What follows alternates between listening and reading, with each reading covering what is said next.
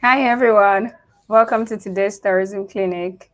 Thank you for joining us every Monday. It's been an interesting discourse, and we couldn't really project how far would go and how helpful these conversations have been without you sharing your opinion and your thoughts. And we have something great to also talk about today.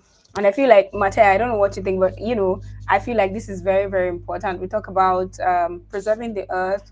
We talk about several things, but I remember, I think it was 2 years ago, about a year ago, I was chatting with a particular tour operator there in Damascus, Syria, and they were like, "Oh, Esther, I'm not getting a lot of people." And I think the reason why I'm not getting that is because there's been stories of war in Syria, and people are Mhm. not coming back because of that, even after all these years, and things are getting a bit better with the government and all of that. And I think that that conversation goes on to say how much our behaviors, economy, government, whatever policies shape people's perception of us and how they would respond to our destination. So I think that what we're talking about today is very crucial. So Mm. Matea, please take it away. Thank you very much, Esther. It was really always awesome to be with you on these Mondays tourism clinics. Yeah, you are right. I mean, it's very difficult to promote yourself when there is a critical situation in our destinations. For Mm. this, I think we have another possibility, most probably to present to the destinations and also tourism stakeholders at the destination. That means operators, tourist guide. And also those ones who are offering generally services for visitors with a live streaming. Maybe that's another awesome topic for one of our next few sessions because it's something up to date, and I think we are not taking enough of advantage of our today's technology. And by the way, this is also my topic because I adore live streaming, and I adore live streaming in situ. And this is something that everybody can do, even in the period when there are critical situations, not just wars, but also natural disasters and so on. For example, I think 2 years ago, there were some floods in one part of our Slovenia. And then suddenly, a lot of tour operators and also visitors just canceled their tours. What was actually a disaster because in let's say 80%, 90% of our destination, there were no floods at all. We were not affected by floods at all. And yet, this was the moment when we needed tourists most, because in those days we really need more, let's say, income, as in those times when everything is fine. So these kind of things I really like to include in live streaming tours, so maybe about that next time. But today we have the topic respecting human rights in tourism, and this is another topic that I like very much because a lot of times people, when they are traveling, believe it or not, they don't meet local people at all, or that meet maybe people who are not so well, let's say, in a good shape, or maybe that they are not so 100% percent presented because they are maybe already tired. And I think all this is touching then these human rights that we are going to talk about it today. So I prepared some slides, but then of course, Esther, you are the host. If you're going to have any questions from our audience, I would be more than happy to share the answers or my thoughts. Although I like the other option as well, as you mentioned, that we open the topic on social media and then people start to conversate with us, make some their comments, and this is something that we like the most, right? Well, when we are talking about human rights, of course, there are some ethical obligations, and I think they are above, the legal and social and business necessity. So, this is something that I would always like to share with everybody who is involved in tourism business. So, ethical is something that it touches us human beings. That means that for this ethical approach, we don't need any legislation. So that means that we just act as human beings, right? But of course, on the other hand, sometimes it's very difficult to recognize these ethical, let's say, qualities. And therefore, our countries, our regions, our destinations, they of course also introduce some legislation. Here I would especially point out the labor law. Okay, of course, in our countries, we always have a kind of a minimum wage that people would need to earn in order to, let's say, make decent living. Lots of times this is not set, but there are also legislations which are talking about that as well. But I think that the tourism, it's actually a business in luxury, right? Because in luxury in time, luxury in money. So I don't think that we should only think about the minimal wage, right? I think that all those ones who are working in tourism should get a way above the average wage. But anyway, as I said, the labor laws are protecting the minimum standards. Then another thing is very important, that are safe working conditions. So that means that the stakeholders, especially the business owners, do not think only about the profit, but they also think about the well-being and the safetiness of the employees. So this is something that we need to talk about really a lot, because if the working conditions will be safe, of course, also the employees will be much happier, and I think they will do the best of them, what they can do, right? Um, Another topic, which actually I didn't want to open, but I think we need to, is that there could be also a forced labor. And I think in tourism, there should not be any forced labor, right? So that everybody would really join this activity free willingly. That means only because they like to do that in tourism, right? We have also anti discrimination laws, as you can see here as a second point, right? And here is the equal treatment regardless of the gender. So I think this is no discussion anymore, right? Women, men, we should be all paid the same amount of money for the same work and responsibility that we are doing. Nah? Also, race, no doubt about it, right? We are all doing the same business, so the payment should be the same, and also the nationality. Here, I would like to point out what I mentioned at the beginning when I said that hardly you would find any local people working in tourism, like say the kitchen, room service, I don't know, waitresses, even reception sometimes.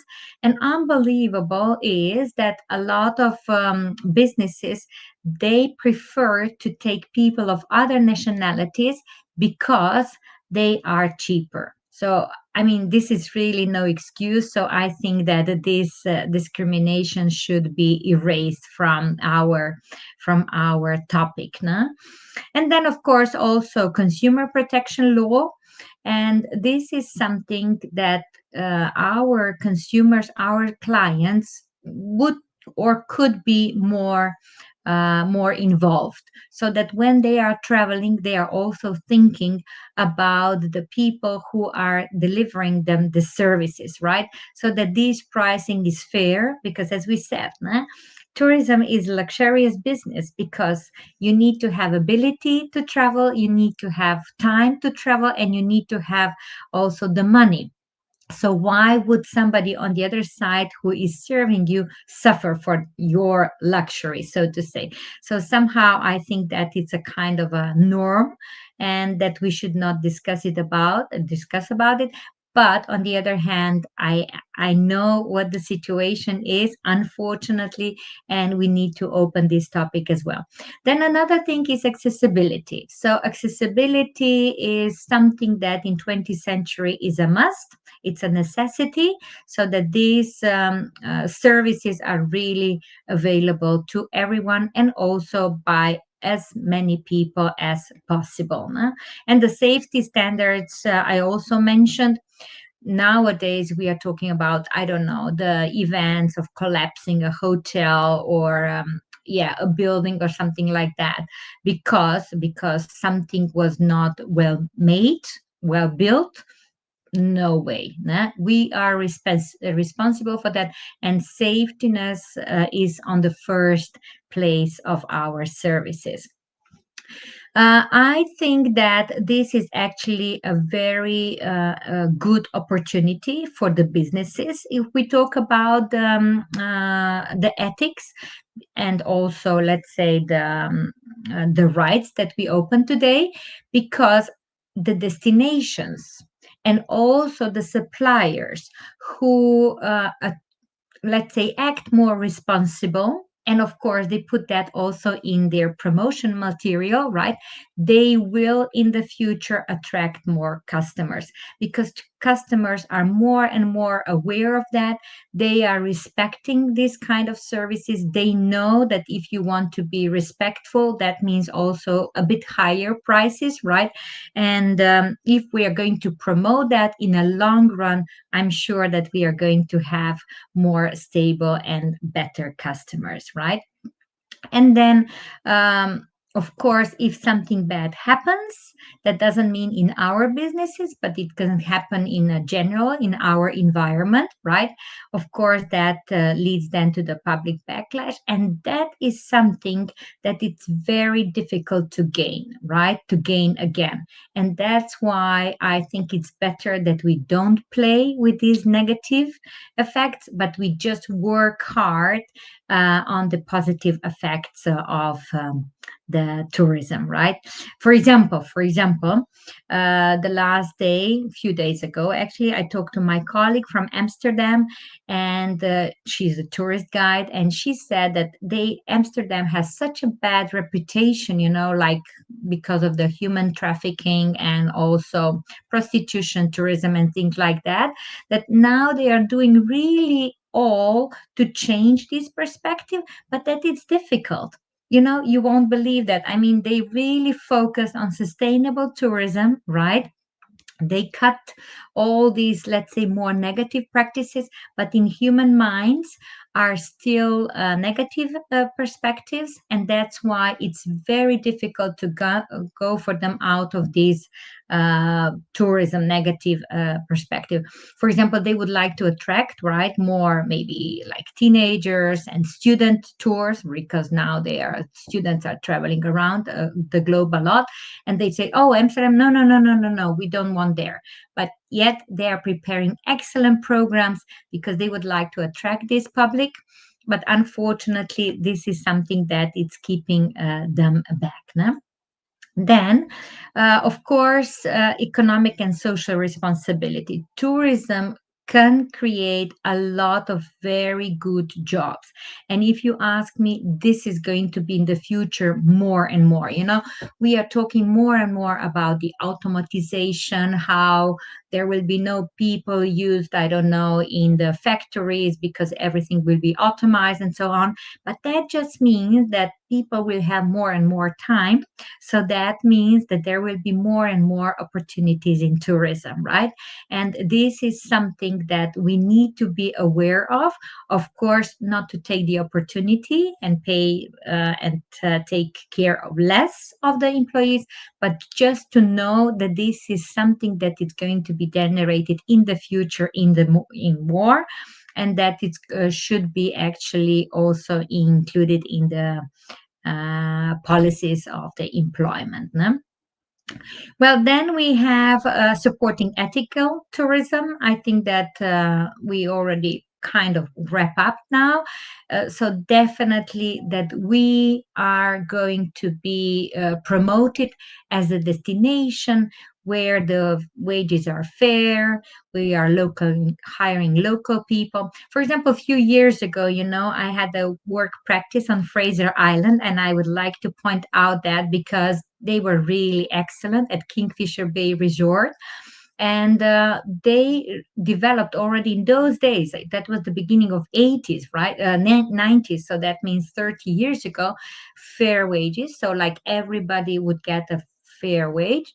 Then that they would hire locals, so locals first, and then if they ran out of possibilities, then of course they hired some other ones as well, and that they can engage the local community as much as possible.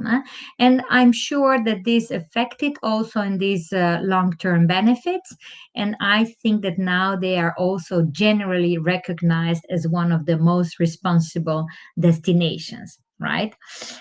Well, let's go a bit further. Just a second. Next slide. Yeah, here we have. So, respecting human rights in tourism isn't just about avoiding the legal trouble, right? So, legislation is not the most important, and that should never be an excuse, right? But it's always about building a responsible, profitable, and sustainable industry that benefits everyone who is involved.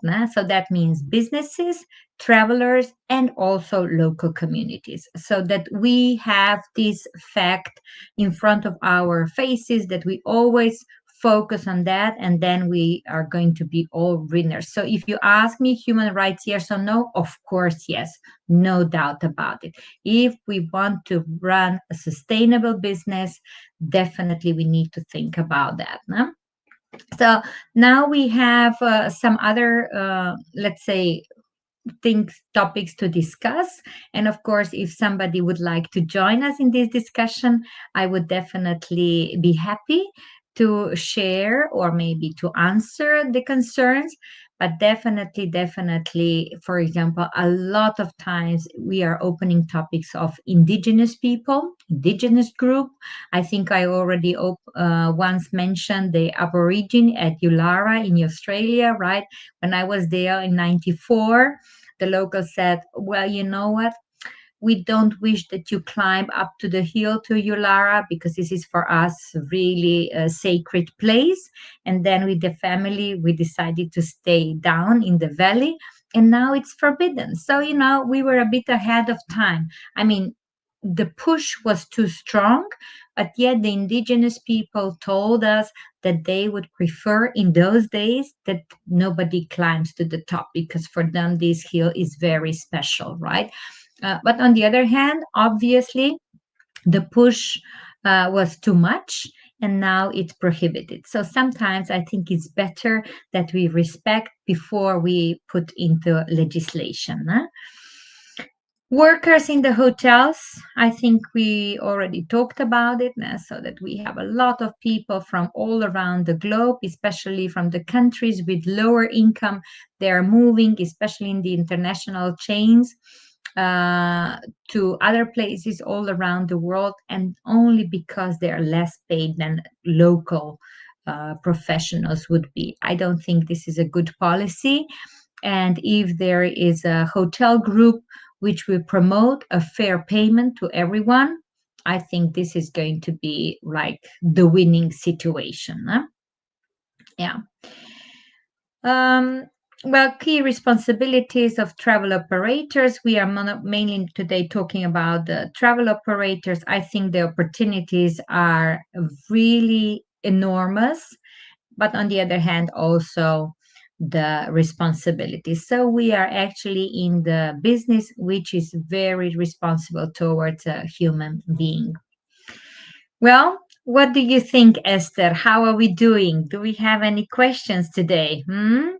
I can see that there was nobody at the moment, but maybe you have any impressions, or if you wanted to add something, because that's what I prepared.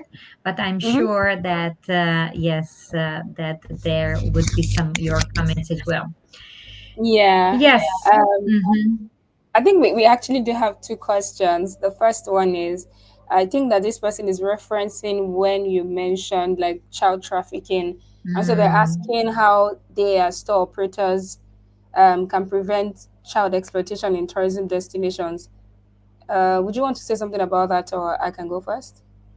Uh, yeah, I mean, once we already talked about that few months ago, I think when told the situation that a child in Zanzibar was asking us for a euro, a euro, a euro.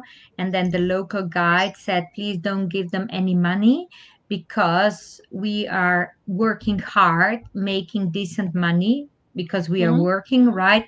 And then if child is begging, 1 euro here, 1 euro there, then they will make more money with begging and they will see no point of studying, going to school, and things like that. So this is one way, but if you are talking just about trafficking, that's very harsh. Okay, so child exploitation is what I mentioned now.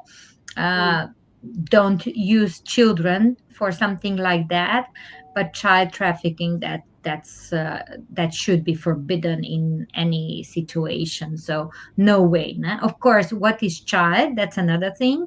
Up to the age of 15, 16, for example, Mm-hmm. here in Europe, you are not allowed to work, right?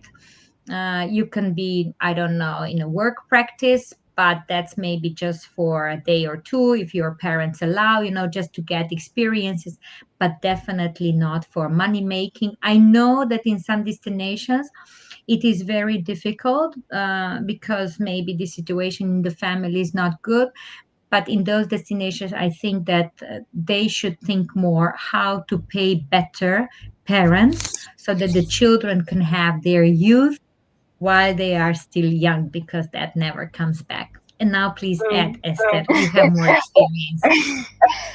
Honestly, I think it's interesting how you say that. How you said that the parents has to work well so that the children can enjoy their youths, and I love how you really differentiated that exploitation and trafficking, because those are like two broad terms. And really, trafficking happens. I don't think there's anything any tourist can do Yeah, about it. I yeah, think it's yeah. beyond the tour. It's beyond like a tour operator. It's beyond the Mm, travel agents. It's just something with the mm, government policy and what the mm, world is, and specific destinations just putting the infrastructures in place to ensure that these things no longer happen. It's been happening for decades, so it will take a lot of time. But with child exploitation, sometimes it just has to do with like the economic climate of a place. You can't go to Austria or Vienna and you see kids on the road asking for money, or no, because there's a kind of training, there's a kind of mindset that they mm, understand that luxury is available to everybody. Now, for some people, it mm, may take time. So, but then in other climates, it's just what the children are left to do. And then that's, I love what you said when you said that the parents have to become more responsible. Personally, my when I'm alone and I'm thinking, I'm like, if you wouldn't be able to take care of them, don't just give birth to them. And so sometimes we feel like highly developed countries are making a mistake by saying, oh, we're controlling childbirth and all of that. But these kids do go through a lot of things. Some are just, they're on the road and they're not doing anything. And it's also wrong for tour operators to actually hire them because they mm. are too young to work. Yeah, So yeah. many of these things like that, and I'm happy that we're having these kind of conversations.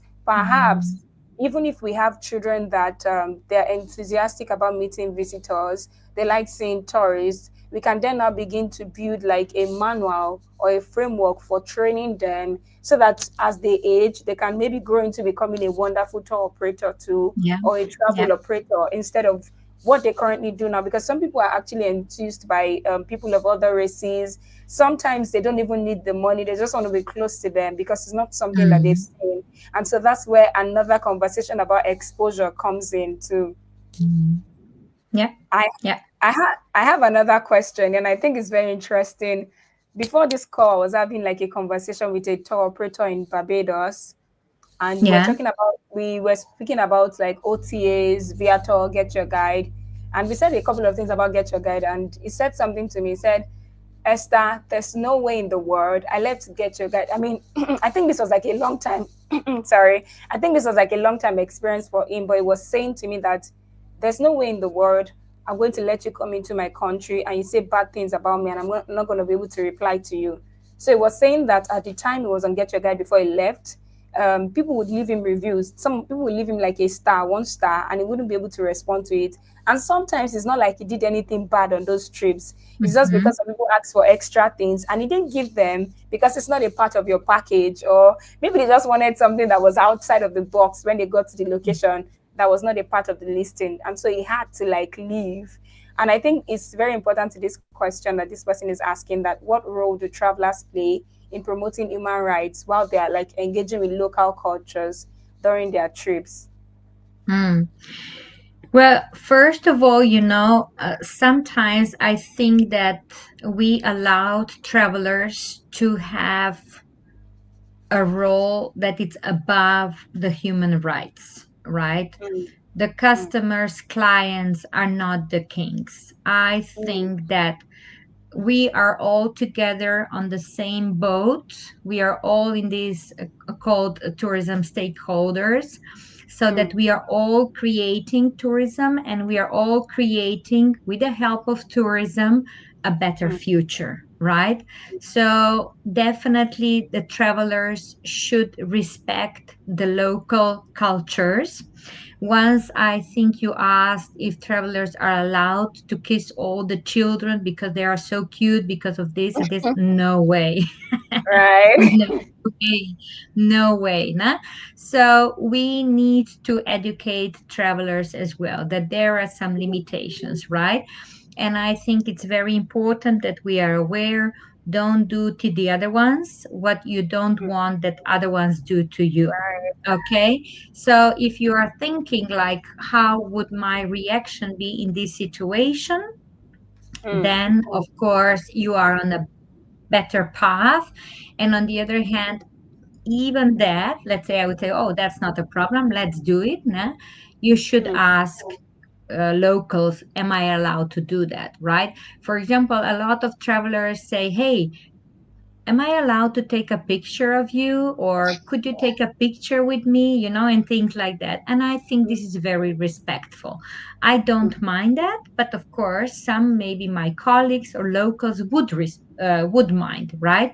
And the right. most important is that we ask. So let's ask. And that's already the first step of showing the appreciation of the others. Right. I definitely agree with you. You can never go wrong with asking. So rather than assuming, just ask. That's interesting. Yeah, yeah, yeah. No, because I had situations like that. I had situations like that. For example, even in on the local market, farmers market. Um, visitors think that everybody is happy that they are taking pictures of them, and you know that the local markets are always very popular. And then Mm, suddenly, people at the market just say, "That's enough." I don't want that anyone else takes pictures of me, right? So I think that we need to respect, right? They said no. So why should I? I mean, you can take a picture of the general food market, right? But not one precise seller or the farmer or something like that. So mm, definitely, let's be respectful towards locals. Yes. mm, mm. Thank you so much, Mateja. I think it's a good place to call it a great Monday. Would you Yes. have anything? Well, no, I just wanted to present this last slide to everyone, just to make us thinking, right? Again, it's raising the awareness. Mm, And I think that all of them who are going or not going to join this code it's a global initiative, right?